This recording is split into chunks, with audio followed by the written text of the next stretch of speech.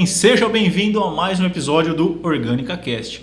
E você sabe, eu sempre trago convidados que têm bagagem, que têm conteúdo para você ouvir aí na sua casa, está no consultório médico, você está no escritório, seja lá onde você esteja agora, você vai falar, deixa eu ver aqui quem que é essa pessoa que está aí para eu aprender mais, para eu ter um conteúdo bacana, para eu pensar junto com ela. E eu sempre escolho meus convidados a dedo.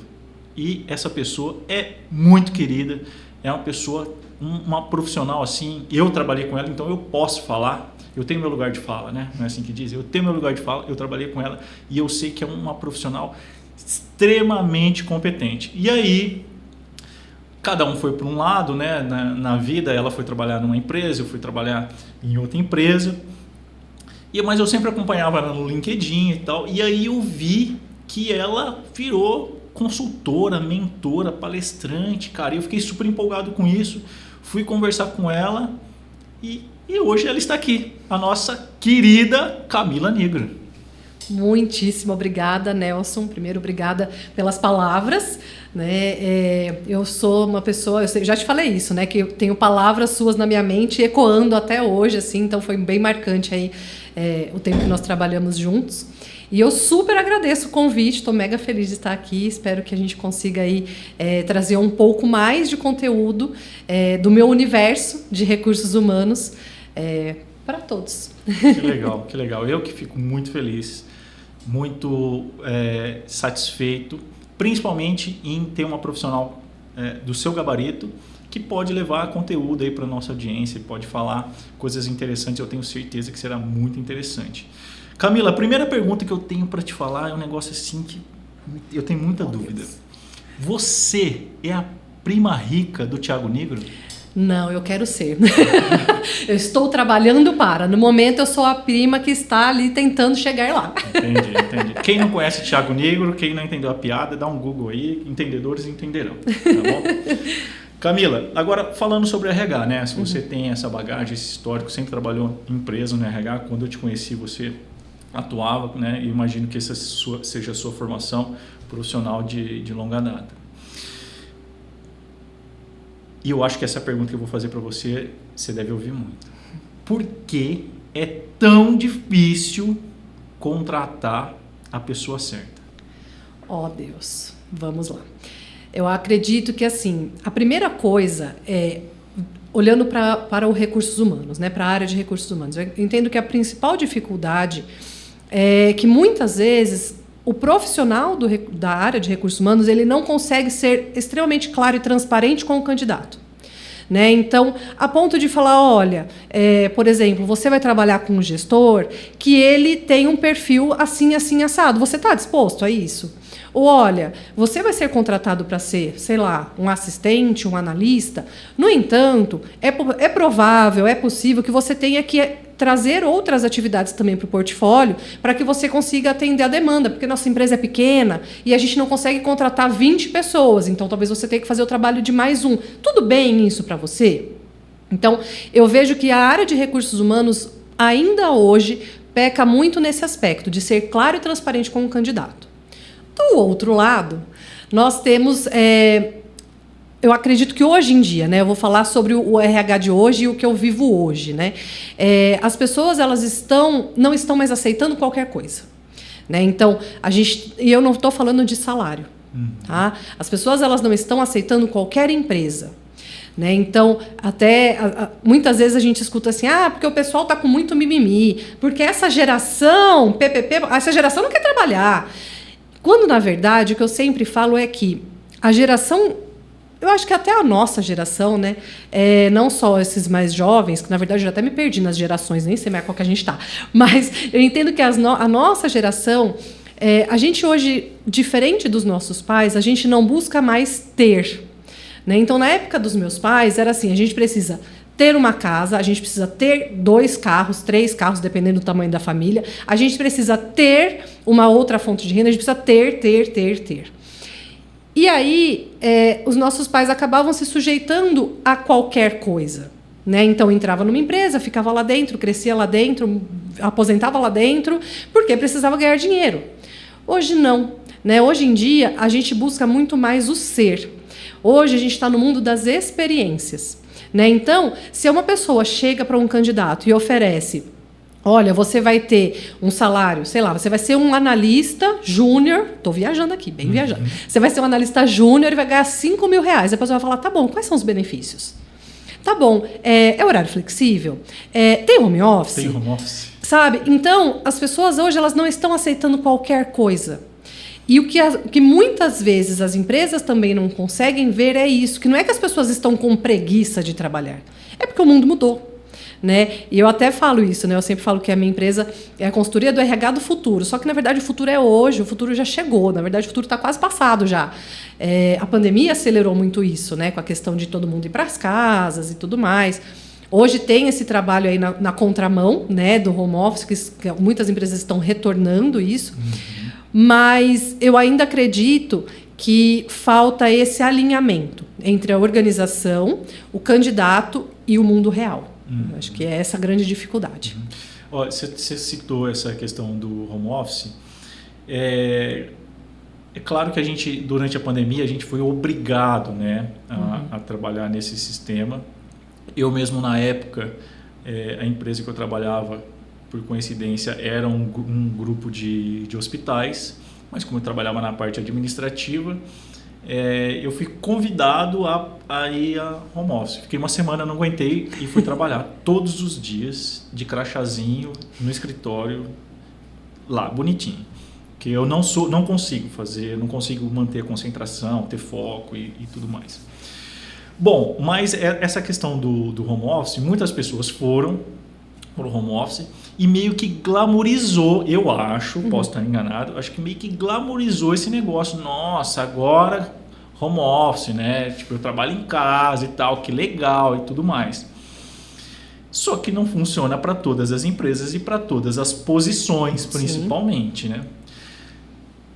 Qual a sua opinião em relação a... Eu, como empresário, eu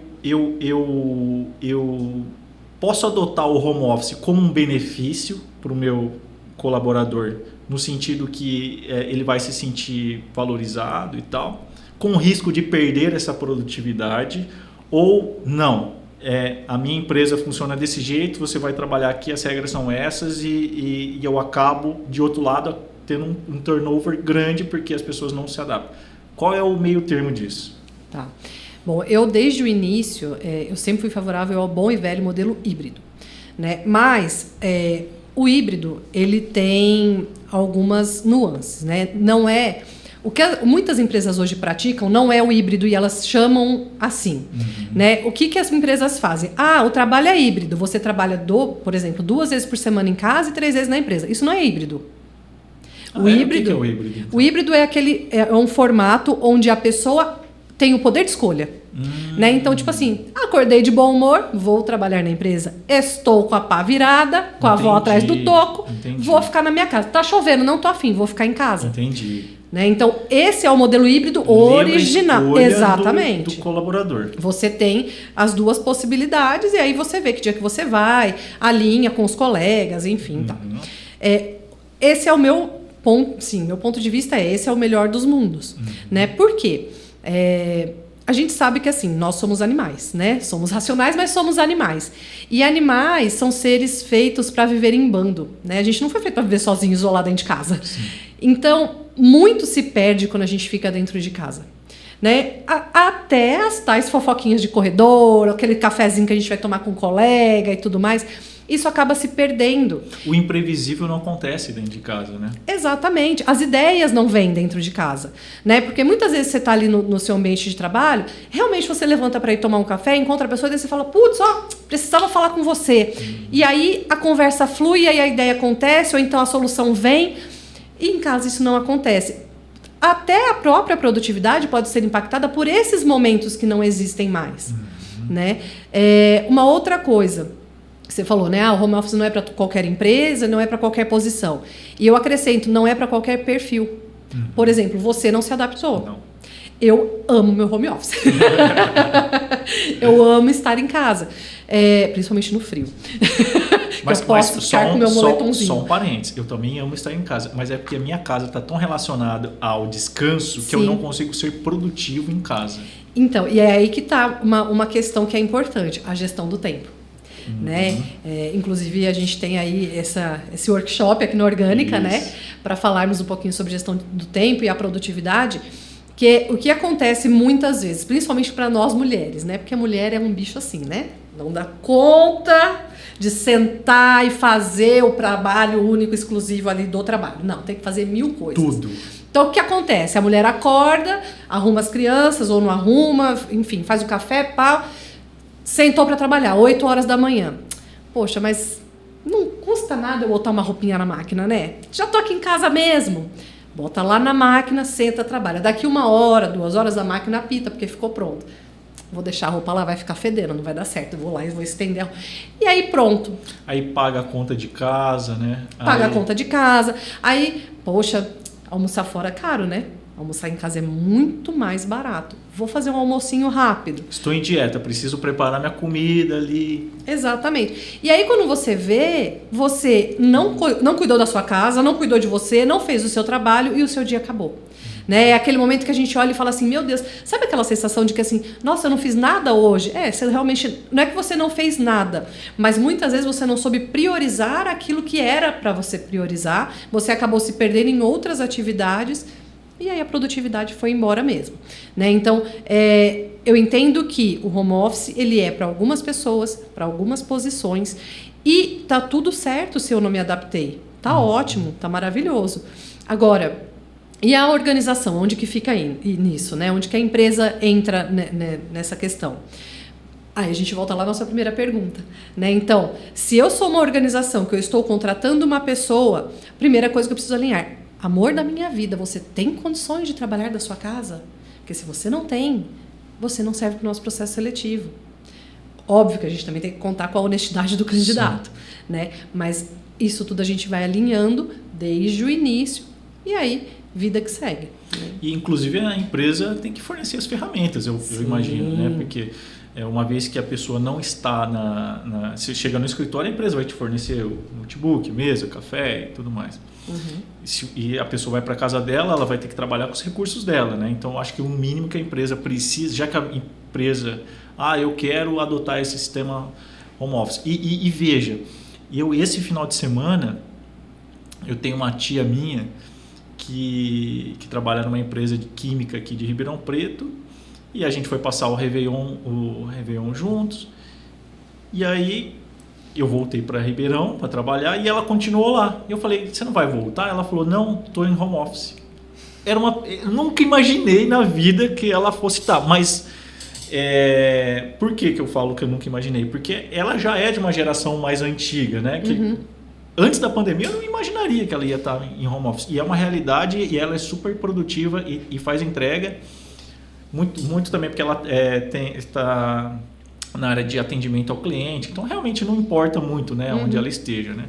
Mas eu acho isso foi para mim é o que você falou do futuro. Tá vendo? O futuro tá aqui, cara. Minha tia tá vivendo o futuro. Não tem, mas o futuro já chegou já há muito tempo, né? Camila, você citou a questão da gestão do tempo. A Camila, ela tem um conteúdo muito bacana, que inclusive ela tem um workshop aqui na Orgânica. Um dos temas é gestão do tempo, né? Depois a gente fala também sobre os outros temas. Mas eu tive a oportunidade de ver um treinamento da Camila falando de gestão do tempo por uma equipe de pessoas que trabalhavam em home office, inclusive, né? E eu queria que você falasse um pouquinho mais sobre isso, não necessariamente para a pessoa que trabalha em home office, mas assim para todo mundo, porque serviu muito para mim que ótimo. As dicas e o conteúdo que você passou. E eu acho que, não sei, se a gente fizer uma enquete aqui, deixa aqui nos comentários aqui para a gente. Você acha que seu dia precisava ter mais que 24 horas? Você acha que precisava de mais horas? Eu acho que muitas pessoas vão dizer que sim, né? Mas o recurso é ilimitado, né? Aliás, é limitado. O tempo é limitado. Não tem como você comprar mais tempo. O tempo é aquele para todo mundo. Como eu aproveito melhor o meu tempo? Como que eu faço para ser mais produtivo no tempo cada vez mais escasso que eu tenho? Beleza. Na verdade, até há pouco tempo atrás, teve um bafafá aí, né, com a filha do Renato Aragão, que ela foi dar uma palestra e ela falou exatamente isso. Todos nós temos 24 horas por dia, né? E por que uns conseguem fazer as coisas e outros não? E ela foi destruída, né? Acabaram com ela, porque falaram que... Porque ela é privilegiada, por isso que ela dá conta de fazer tudo em 24 horas, porque ela não pega ônibus para ir para o trabalho, Mas eu sei que as pessoas que estão aqui assistindo não farão isso comigo. Nós temos 24 horas no dia, todo mundo tem. As mesmas 24 horas, né? Então é isso. Por que uns dão conta e os outros não? A primeira coisa que eu falei lá no treinamento e que eu sempre falo é... Primeiro, porque a gente não sabe priorizar. Então, o que é prioridade? Prioridade é alguma coisa que eu preciso fazer que tem um prazo determinado, que tem um valor agregado, né? Seja financeiro, seja um valor de entrega, seja o que for. E eu consigo me programar para que aquilo seja entregue, né? Qual que é o grande problema? As pessoas elas não entendem que nós temos que ter uma prioridade. A gente fala que assim, isso aqui é prioridade 0, isso aqui é prioridade 1, 2, 3. E aí, se tudo é prioridade, você tem que fazer tudo. Estou me reconhecendo. E quando você tem que fazer tudo, você não vai dar conta, né? Então, a prioridade é sempre uma coisa. Primeira coisa.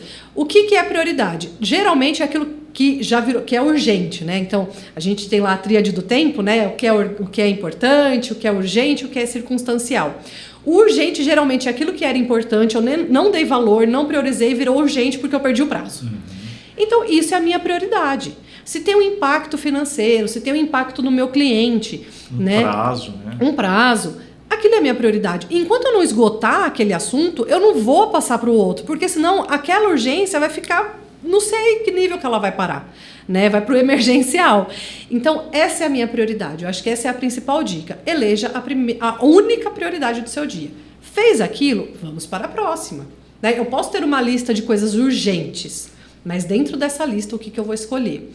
Né? E aí, sempre valorizar o que é importante. Que é isso? O importante é aquilo que eu faço de uma forma programada, agendado, sabendo que eu tenho, por exemplo, eu tenho um prazo, daqui 20 dias eu tenho que entregar um relatório, tenho que entregar sei lá o quê. Beleza, eu levo 15 dias para fazer, mas eu vou dar 20, porque vai que dá algum erro. Eu tenho como corrigir. Né? O que a gente geralmente faz? Eu tenho 20 dias. Ih, tá longe. Ainda mais a gente, né? Brasileiro é esta maravilha. Né? 20 dias, ixi, tá longe ainda, vai dar tempo.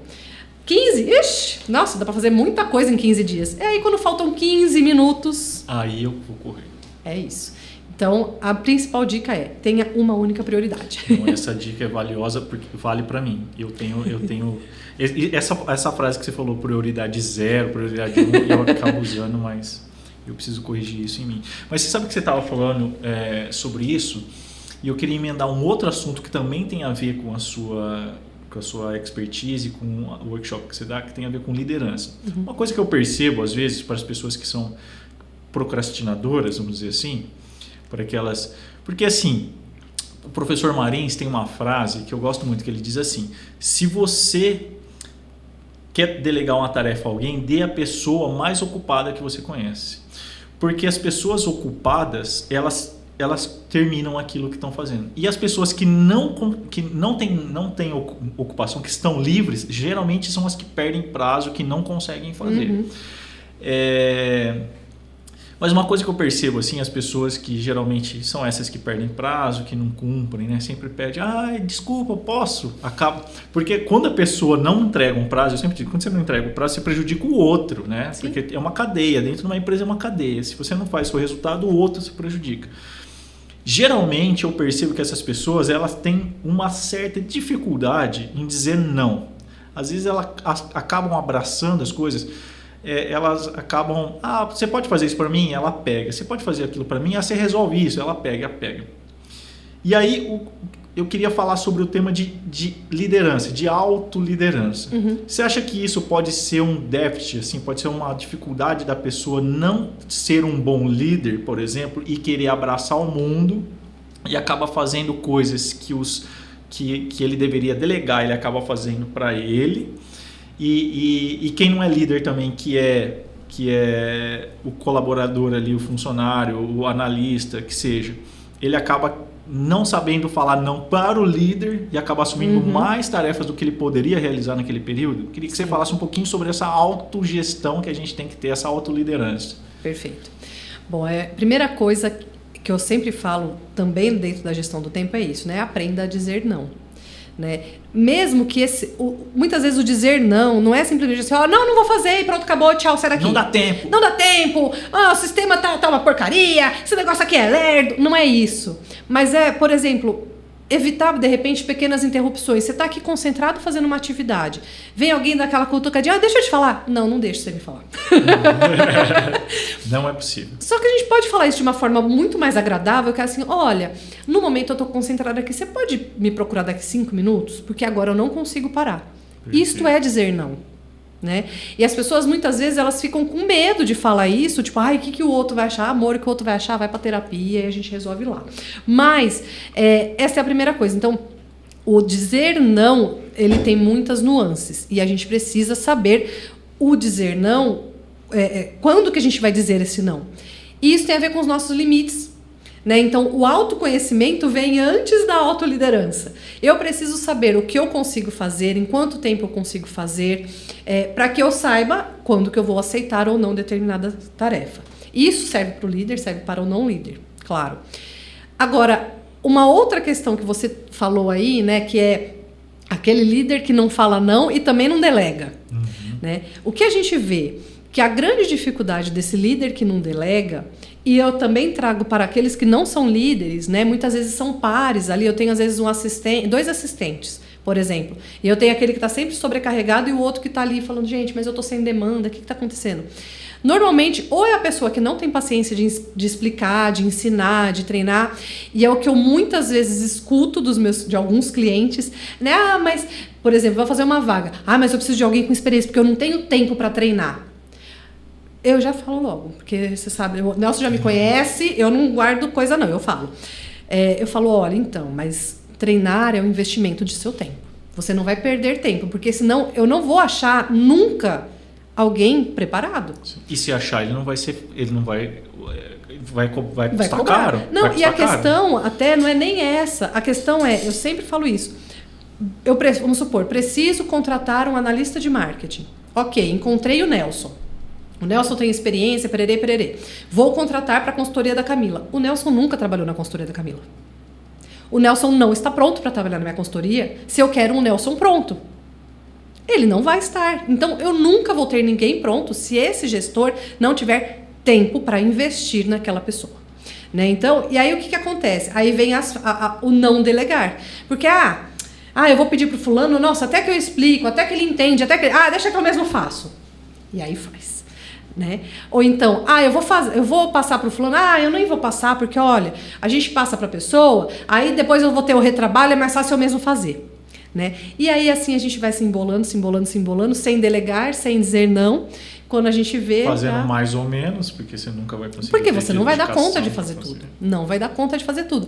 E aí vem, eu preciso de mais gente na minha equipe. Será que você precisa de mais gente na sua equipe? Ou será que você precisa saber usar as pessoas que você tem? Né? Fazer com que elas sejam produtivas a ponto de que você consiga estar liberado. Né? Uma outra coisa que é muito importante, que agora é mais específico para os líderes, é importante que eles entendam, é que o líder, ele está ali para resolver problemas. Mas o líder, ele não é a pessoa que vai necessariamente trazer a solução. Quem tem que trazer a solução para o líder é o liderado. Né? Aquele que está vivenciando. Exatamente. Né? Qual é o papel do líder? Decidir. O liderado vai chegar para ele e falar, a gente está com esse problema aqui, a resolução ou é essa ou é essa. Se a gente for por esse caminho, os riscos são esses e esses. Se a gente for pelo outro caminho, os riscos são esses. O que a gente faz? E o líder decide. Só que para isso ele precisa ter tempo. Ele precisa ter tempo para estar junto desse liderado, para ter essa reunião, para ter esse bate-papo, para entender. Então, essa é a função do líder. O líder, ele vai pôr a mão na massa? Dificilmente. Não deveria com frequência. Claro que ele vai, né? Ele também não é o todo-poderoso que não pode executar uma atividade operacional. Mas o objetivo é que ele consiga delegar a tal ponto que a equipe consiga executar as atividades e ele consiga estar num nível bem mais estratégico. né? Então, Legal. acho que essa que é a ideia aí. Legal. Camila, você tocou num ponto que é muito sensível para mim, que inclusive, toda oportunidade que eu vou falar sobre empreendedorismo e alguma coisa do tipo, eu sempre bato nessa tecla. Porque o Brasil é um país de empreendedores, mas o Brasil não é para empreendedores. O que eu quero dizer com isso? As leis no Brasil, as regras do jogo no Brasil foi feito para não dar certo. Simples assim. Você que quer empreender, Já desculpa eu estar jogando um balde de água fria na sua cabeça, mas é bem, se você que é empreendedor, você sabe o que eu estou dizendo. Você contratar uma pessoa no Brasil é assim, é tão burocrático, é tão caro, custa tanto você colocar uma pessoa dentro da sua empresa que você pensa 1000 vezes antes de colocar uma pessoa na sua empresa. Os riscos que você toma contratando uma pessoa.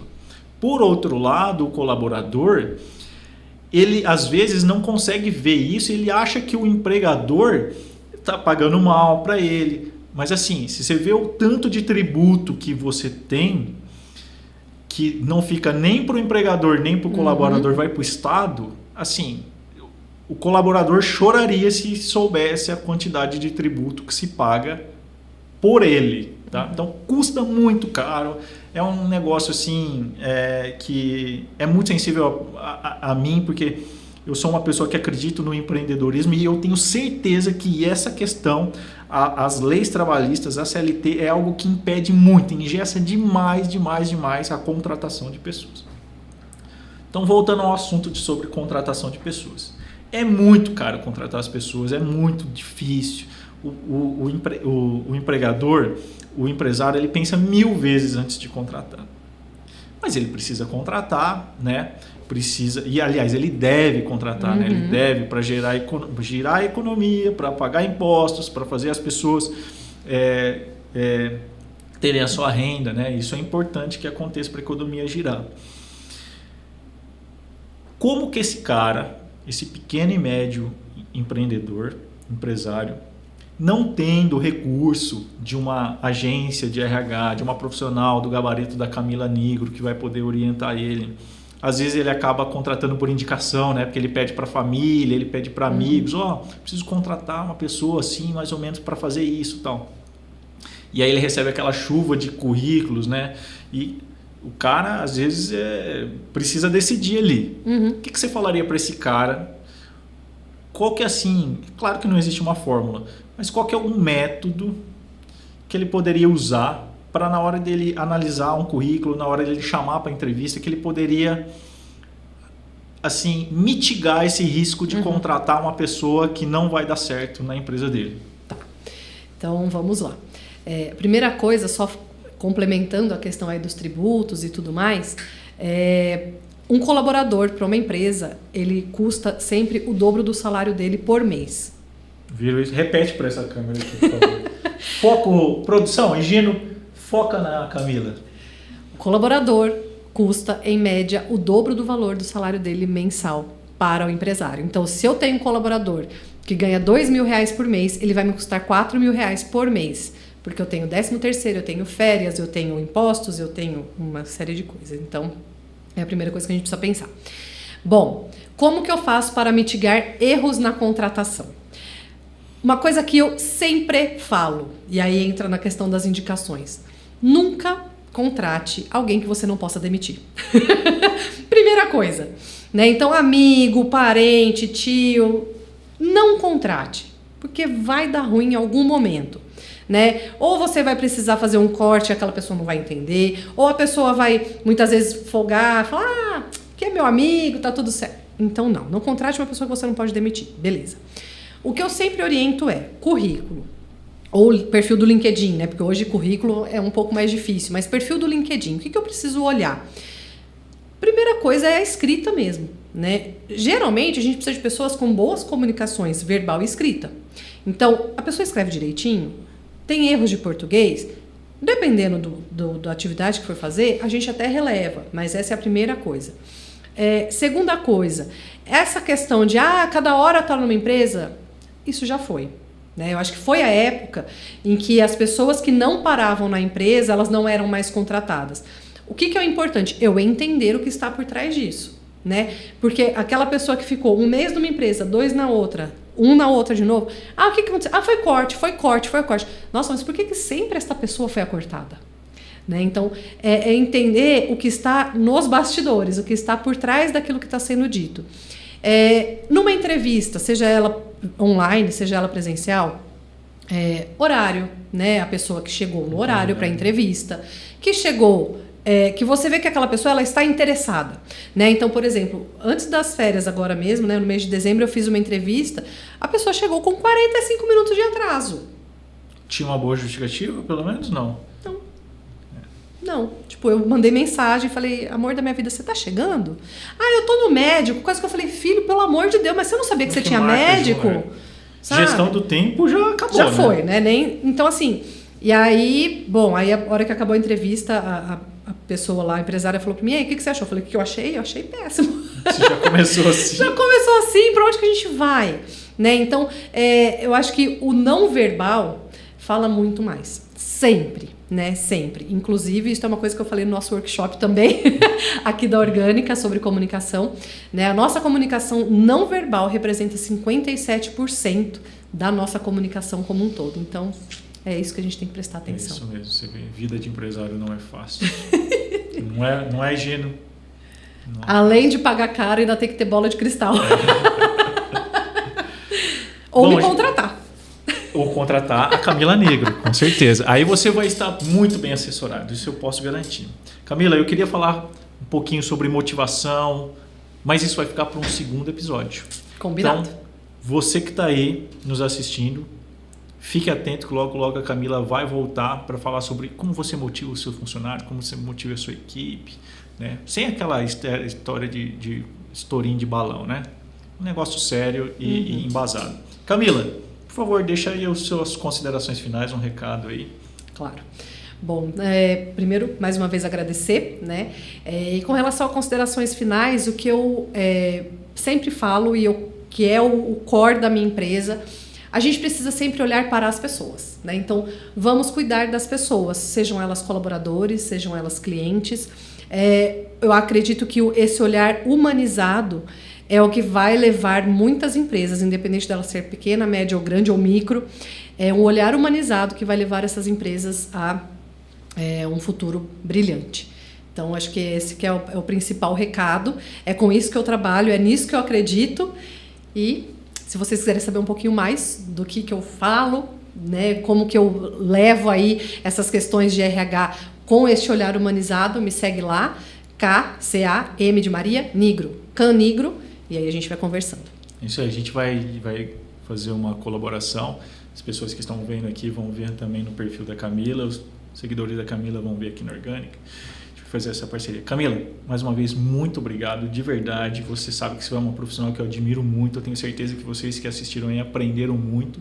E não deixem de continuar seguindo a gente aqui.